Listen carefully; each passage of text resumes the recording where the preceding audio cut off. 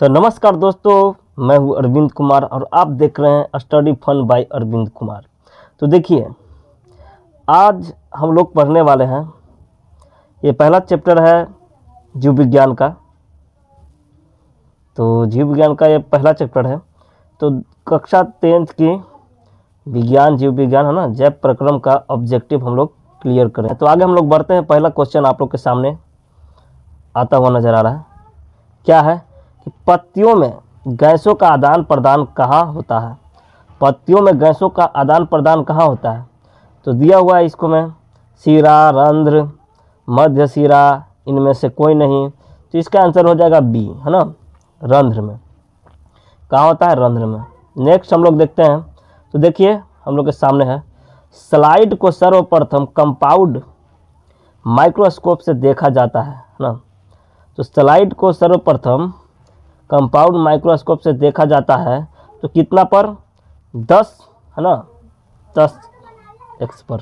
चलिए आगे हम लोग बढ़ते हैं। बी हो जाएगा इसका आंसर। तीसरा देखिए, हम लोग के सामने है, हाँ, कि रक्त का कौन सा अवयव घायल स्थान से रक्त स्राव के मार्ग को रक्त का थक्का बनाकर अवरुद्ध करता है? तो थक्का जब करता है तो वो कौन सा होता है? रक्त का कौन सा अवयव? तो ये हो जाएगा आपका लसिका, है ना, लाल रक्त कोशिका या श्वेत रक्त कोशिका या प्लेटलेट। इसका आंसर क्या हो जाएगा? अवरुद्ध करता है कौन? तो लसिका करता है। कौन करता है? लसिका। चलिए, हृदय से रक्त, है ना, रुधिर को संपूर्ण शरीर में पंप किया जाता है। कौन करता है? नीले।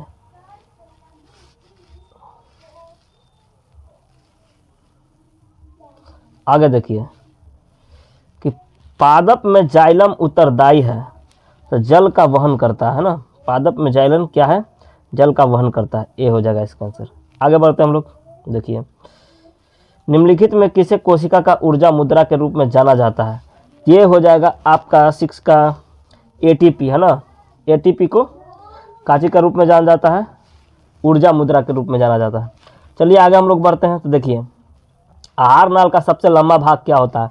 तो इसका सबसे लंबा भाग होता है आहार नाल का, ये होता है छोटी आंत। सबसे लंबा भाग क्या होता है आहार नाल का? छोटी आंत। इसका आंसर हो जाएगा बी। आगे चलिए हम लोग देखते हैं। तो देखिए कि स्वपोषी पोषण के लिए आवश्यक है, स्वपोषी पोषण के लिए आवश्यक है, तो उसको क्या चाहिए?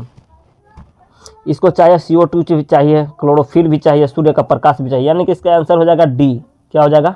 डी आंसर हो जाएगा इसका। चलिए आगे बढ़ते हैं हम लोग। तो देखिए, क्या ऑक्सीजन है, वसा है, एंजाइम है, हार्मोन है या कार्बोहाइड्रेट है?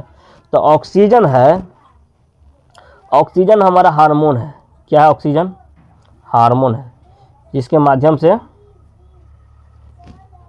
हम लोग क्या करते हैं? दहन होता है अंदर, है ना। तो चलिए आगे बढ़ते हैं हम लोग। द्विखंडन होता है, अमीबा में होता है। चलिए आगे बढ़ते हैं। तो देखिए, इथाइल अल्कोहल किस प्रकार के श्वसन में बनता है? इथाइल अल्कोहल अवायवीय श्वसन में बनता है, अवायवीय श्वसन में बनता है। चलिए आगे बढ़ते हैं हम लोग। तो देखिए, प्रकाश संश्लेषण होता है, प्रकाश संश्लेषण होता है हरे पौधे में होता है। इसका आंसर क्या हो जाएगा? सी हो जाएगा।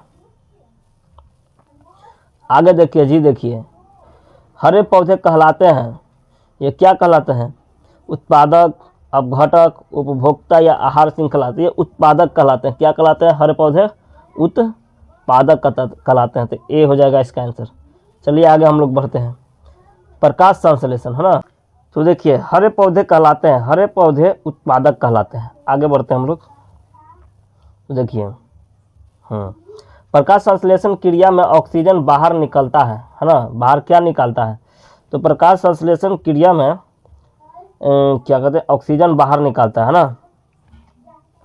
जल से निकलता है। ऑक्सीजन कहाँ से बाहर निकलता है? प्रकाश संश्लेषण क्रिया में ऑक्सीजन बाहर निकलता है जल से, है ना। आगे बढ़ते हैं हम लोग।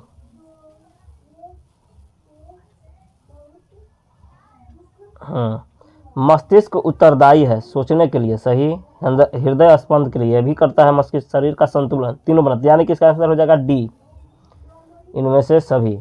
चलिए आगे बढ़ते हैं हम लोग। मैग्नीशियम पाया जाता है, मैग्नीशियम पाया जाता है क्लोरोफिल में। मैग्नीशियम कहाँ पाया जाता है? क्लोरोफिल में पाया जाता है। आगे बढ़ते हैं हम लोग। देखिए वृक्क एक भाग है, तो वृक्क एक भाग है कांची का उत्सर्जन का, तो इसका आंसर क्या हो जाएगा? ए हो जाएगा। चलिए आगे बढ़ते हैं हम लोग। देखिए पौधे में श्वसन क्रिया के अंतर्गत एडीपी के टूटने से कितने ऊर्जा मुक्त होते हैं? एडीपी के टूटने से कितने ऊर्जा मुक्त होते हैं? जब ऊर्जा होता है 3.5 के जूल पर मोल, है ना। प्रकृति में ऑक्सीजन का संतुलन कैसे बना रहता है? प्रकृति में ऑक्सीजन का संतुलन कैसे प्रकाश संश्लेषण से बना रहता है? आगे चलिए बढ़ते हैं हम लोग। मानव हृदय में कितने कोष्ठ होते हैं? तो मानव हृदय में कोष्ठ होते हैं जाकर 4। मानव हृदय में कितने कोष्ठ होते हैं? 4 होते हैं। आगे बढ़ते हैं हम लोग। चलिए तो मानव हृदय का औसत प्रकुंचन दाब है लगभग 120 mmHg। आगे बढ़ते हैं हम लोग। पौधे में, है ना, पौधों में वाष्प उत्सर्जन किस भाग से होता है? किस भाग में होता है? तो ये पौधे में जो वाष्प उत्सर्जन होता है वो होता है कांची में, तो होता है पत्ते में होता है। किस में होता है? पत्ते में होता है। तब इसका हो जाएगा सी आंसर। चलिए आगे बढ़ते हैं हम लोग। तो देखिए यकृत से निम्न में से कौन सा रस निकलता है? यकृत से निम्न में से पीत रस निकलता है। क्या कौन सा निकलता है? पीत रस, है ना। लाल रस नहीं निकलता है, जठर भी नहीं निकलता है, आंत्र भी नहीं, काजी निकलता है, पीत रस निकलता है। आगे बढ़िए 24 में। इसमें सामान्यतः किसका उपयोग कोशिका द्वारा ऊर्जा उत्पादन के लिए होता है? तो आपका हो जाएगा इसमें से ग्लूकोज। क्या होगा? ग्लूकोज। ऊर्जा के लिए क्या चाहिए? ग्लूकोज चाहिए। चलिए आगे बढ़ते हैं हम लोग। देखिए सामान्यतः डायलाइसिस मशीन द्वारा रक्त के शुद्धिकरण की प्रक्रिया कहलाती है। यह क्या कहलाता है? आप लोग भी जान ही रहे होंगे इसको, हीमोडायलाइसिस कहलाता है। चलिए आगे बढ़ते हैं हम लोग। सामान्यतः ग्लोमेरुलर फिल्ट्रेट में निम्नलिखित में कौन उपस्थित नहीं होता है? ना, ग्लोमेरुलर फिल्ट्रेट में कौन उपस्थित नहीं होता है? तो एल्ब्यूमिन नहीं होता इसमें उपस्थित, एल्ब्यूमिन। चलिए आगे बढ़ते हैं हम लोग, है ना। जीवों के शरीर से उपापचयी क्रिया के फलस्वरूप उत्पन्न अपशिष्ट पदार्थों का निष्कासन कहलाता है। क्या कहलाता है? तो ये क्या कहलाएगा? उत्सर्जन कहलाएगा, है ना, उत्सर्जन। चलिए आगे बढ़ते हैं। वृक्क के भीतरी नतोदर सतह जहां से वृक्क धमनी वृक्क में प्रवेश करती है तथा वृक्क सिरा बाहर निकलती है को क्या कहते हैं? तो उसको क्या कहते हैं? उसको कहते हैं हाइलम कहते हैं। क्या कहते हैं? हाइलम। जहाँ से निकलता है सिरा तो उसको कहते हैं हाइलम कहते हैं, है ना। चलिए आगे हम लोग बढ़ते हैं। निम्नलिखित में कौन प्रोटीन एवं अमीनो अम्ल के विखंडन से बनता है? तो ये बनने वाले महाशय जो हैं, ये महाशय हैं यूरिक अम्ल भी हैं, यूरिया भी है ना, उसके बाद अमोनिया भी, यानी इनमें से सभी, इनमें सभी इसका आंसर हो जाएगा। चलिए आगे बढ़ते। यूरिया रक्त में कहाँ से प्रवेश करती है? तो यूरिया जो रक्त में प्रवेश करती है वह जगह है आपका यकृत है। यकृत से ही यूरिया क्या करता है? प्रवेश कर देता है रक्त में, यकृत हो जाएगा। उसके बाद देखिए वृक्क किस चय प्रक्रम का हिस्सा है? वृक्क, वृक्क के द्वारा क्या होता है? उत्सर्जन होता है, यानी इसका आंसर क्या हो जाएगा? ए हो जाएगा। चलिए आगे बढ़ते हैं हम लोग।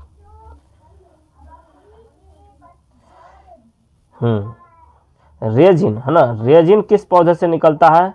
तो चीड़ से निकलता है। रेजिन किससे निकलता है? चीड़ से निकलता है। चलिए आगे हम लोग देखते हैं कि मूल रोम पाए जाते हैं। मूल रोम जो पाए जाते हैं आपके, ये जड़ में पाए जाते हैं। चलिए आगे बढ़ते हैं हम लोग। तो देखिए आगे बढ़ते हुए हम लोग, निम्न में कौन उत्सर्जी अंग है? तो निम्न में उत्सर्जी अंग है आपका, इसको में जो हो जाएगा आपका, तो ये देखिए वृक्क जो है उत्सर्जी अंग है ना, बाकी सब नहीं है। चलिए आगे हम लोग बढ़ते हैं। तो देखिए अगर आप लोगों ने लाइक सब्सक्राइब नहीं किया है तो इस चैनल को लाइक कीजिए, सब्सक्राइब कीजिए, शेयर भी कर दीजिए। और बढ़ते हैं आगे हम लोग।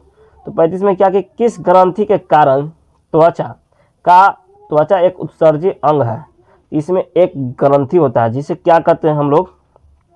इस ग्रंथि का नाम जानते हैं क्या है? गेस कीजिए। हाँ यही है, श्वेत ग्रंथि है।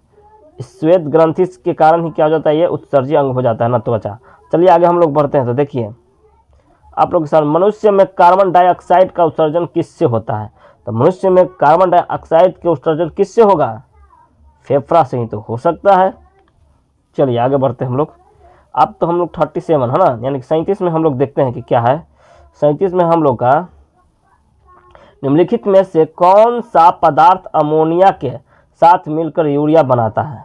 कौन सा पदार्थ जो है अमोनिया के साथ मिलकर यूरिया बनाता है? तो वो कौन सा है पदार्थ?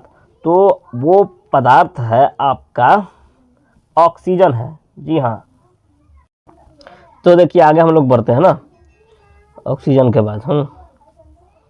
तो देखिए पराग नलिका का बीजांड की ओर वृद्धि करना किस प्रकार का अनुवर्तन है? तो ये रसायन अनुवर्तन है। कौन सा है? रसायन अनुवर्तन है। आगे बढ़ते हैं हम लोग, 39 है ना।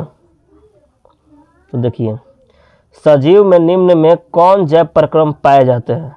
जनन भी होता है, पोषण भी होता है, सुवसन भी होता है। इसका मतलब डी हो जाएगा इसका आंसर। 40 का देखिए, 40 में अमीबा अपना भोजन पकड़ता है, उत्पादों द्वारा पकड़ता है। इसका आंसर क्या हो जाएगा? ए हो जाएगा। चलिए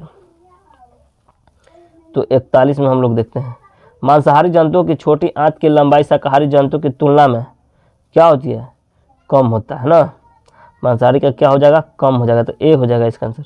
चलिए आगे हम लोग बढ़ते हैं। देखिए निम्नलिखित में कौन एक अपघटक है ना? क्या है? अपघटक है। तो अपघटक बैक्टीरिया है। बैक्टीरिया अपघटन होने के बाद ही वो बनता है। चलिए आगे बढ़ते हैं। मनुष्यों में सांस लेने और छोड़ने की क्रिया को क्या कहते हैं? तो इसको क्या कहते हैं? श्वासोच्छ्वास कहते हैं। क्या कहते हैं? श्वासोच्छ्वास कहते हैं। क्या कहते हैं इसको? श्वासोच्छ्वास कहते हैं। ठीक है, तो आगे हम लोग बढ़ते हैं।